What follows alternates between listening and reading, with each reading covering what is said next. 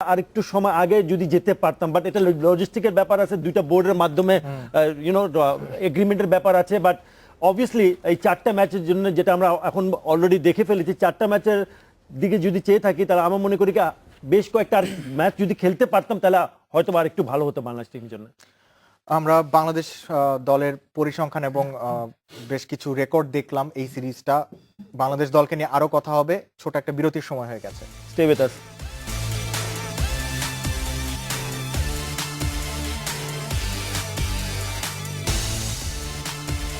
আবার স্বাগতম।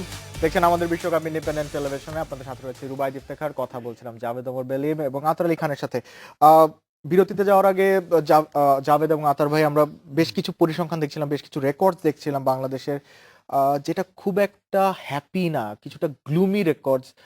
কারণটা কি বাংলাদেশের 4টা ম্যাচে এমনটা খেলার? Rubayet, it's difficult. এটা আমাদের সবাইকে বুঝতে হবে কি it's not easy for any team to go and start performing. হ্যাঁ, আমরা কিন্তু কিছু একটা স্টার্ট দেখেছি, starts and stops, Tamim Iqbal কিন্তু হঠাৎ করে প্রথম ম্যাচে কিন্তু 83 করলো। Mahmudullah Riyad is a top run getter, কিন্তু যাদের স্টার্ট যারা নিচ্ছে তারা কিন্তু ফিনিশ করতে পারছে না। আমরা কিন্তু মুশফিকের ব্যাটে কিন্তু রান দেখতে পাচ্ছি না, বিকজ সেও কিন্তু 18, 20, 26, কালকে আজকে ম্যাচে কিন্তু 26 করে কিন্তু আউট হয়ে যাচ্ছে। আরেক দিকে আমি টাচ করতে চাইবো, সেটা হচ্ছে কি two expect this from Bangladesh team or for any team, আমাদেরকে কিন্তু কন্ডিশনসটা একটু ইউজ টু দরকার ছিল, স্পেশালি যখন আমরা ঘরোয়া ক্রিকেট খেলেছি, যখন এরা শুধু এই বছর নয়, I'm talking about 3-4 years back. 2011-তে কিন্তু announce, I think, I am not sure কবে অ্যানাউন্স করা হয়েছে, 3-4 বছর আগে কিন্তু আমরা জেনেছিলাম অস্ট্রেলিয়া নিউজিল্যান্ডে আমাদের বিশ্বকাপ হতে যাচ্ছে 50 ওভার্স গেমে, যেটা আমাদের মোস্ট স্ট্রংগেস্ট ফরম্যাট বাংলাদেশ টিমের জন্য। So we should have prepared them, বলতে প্লেয়ারদের সুযোগ করে দেওয়া উচিত ছিল। আমরা বারবার আমার শোতে বলেছি কে pitch conducive for seam bowling, যেখানে পেস অ্যান্ড বাউন্স থাকে, কিন্তু দুর্ভাগ্যকে ওই ধরনের পিচ কিন্তু আমরা দেখি না, স্পেশালি ডোমেস্টিক কম্পিটিশন। কিন্তু আমরা ইন্টারন্যাশনাল ম্যাচেসে কিন্তু অবশ্যই দেখেছি যে এশিয়া কাপে আমি দেখলাম বেশ বাউন্স ছিল, ICC world championship, T20 world চ্যাম্পিয়নশিপে দেখলাম যেখানে হংকংয়ের সাথে আমরা হেরে গেছিলাম, ওই পিচে রিপোর্ট করেছিলাম। The moment I stepped in, I said I have never seen a pitch like this before in my life in Bangladesh, because ওখানে ঘাস ছিল আর মনে হচ্ছিল বল অনেক ঘুরবে।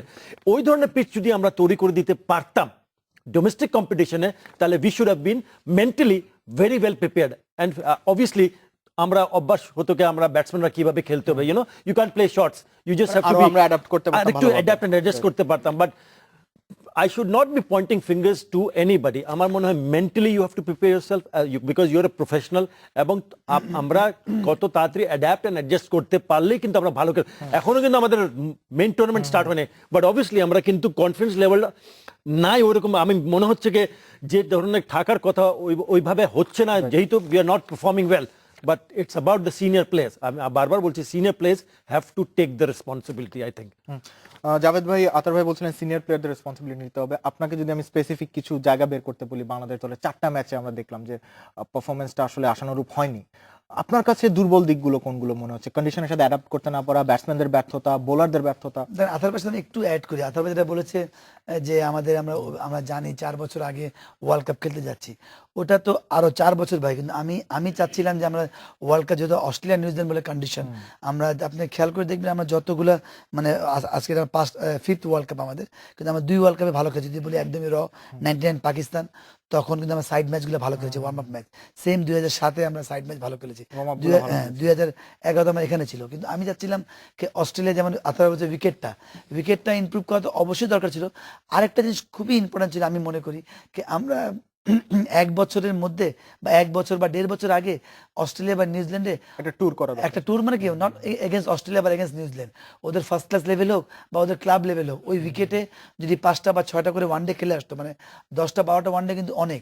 তখন হয়তো কি যে যারা আপনি বলছেন নিউ কামার বা যারা establish player, they can prepare, তাদের নিজের প্রতি প্রিপারেশন নিতে পারতো। কেন কি ওই কন্ডিশনে এই হাইটের বলগুলো এই হাইটে আসে, তখন হতো কি আপনি ইন্ডিভিজুয়াল প্র্যাকটিস করে ইমপ্রুভ করতে পারতেন। কে আমার উইকেট তো ম্যাচ তো একটা ব্যাপার ছিলই।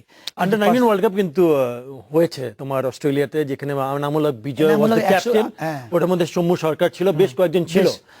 তো ওইটাই আমি বলছিলাম যে আজকে বাংলাদেশ টিম যদি 8 মাস বা 9 মাস বা 1 বছর আগে যদি এটা খেলতো না, আমি বলছি না কি আমরা ওটা ট্যুর করছি না বিধায় আমরা বাজে খেলছি বা ওটা করলে আমরা চ্যাম্পিয়ন হইতাম, কিন্তু প্রিপারেশনটা আমি মনে করি এভাবে নিলে আরো ভালো হতো। কেন আপনি ওই লেভেলে আপনি কারোর উপর আঙ্গুল তুলবেন বা আনপ্রফেশনাল এগুলো কথা হবে কি আমরা প্রিপারেশন ভালো না, যাই প্রিপারেশন আছে ওইটা নিয়ে আপনাকে মাঠে নামতে হবে, কিন্তু একটু এটা বোর্ডের ব্যাপার বা যারা এর সাথে সংযুক্ত হয় তাদেরকে প্রিপারেশন এইভাবে নেওয়া হচ্ছিল, কারণ প্লেয়ার তো আর ট্যুর ঠিক করবে না। Exactly. এটা আমি মনে করি ওই তখন যদি আপনি 5টা 6টা ম্যাচ খেলে আসতে পারতেন তাহলে আপনার টিম করতো সহজ, মানে হেল্প করতো, যেটা আমরা শেষের দিকে হিসাবে চিন্তা করেছি কি আমাদের একটা ফাস্ট বোলার কাম অলরাউন্ডার দরকার, যেটা সমুখে আমরা নিয়েছি। তাহলে এটা যদি আরো আগে থেকে চিন্তা করলে আমার মনে হয় অপশনটা আরো বেশি থাকতো বাংলাদেশের হাতে। জন্য ভালো হতো, সিলেক্টের জন্য ভালো হতো, দেশের জন্য ভালো হতো। এক্স্যাক্টলি। আমরা বাংলাদেশ দলকে নিয়ে আরো কথা বলবো জাভেদ ওমর বেলিম এবং আতার আলী খানের সাথে। ছোট একটা বিরতির সময় হয়ে গেল, আরেকবার Stay with us.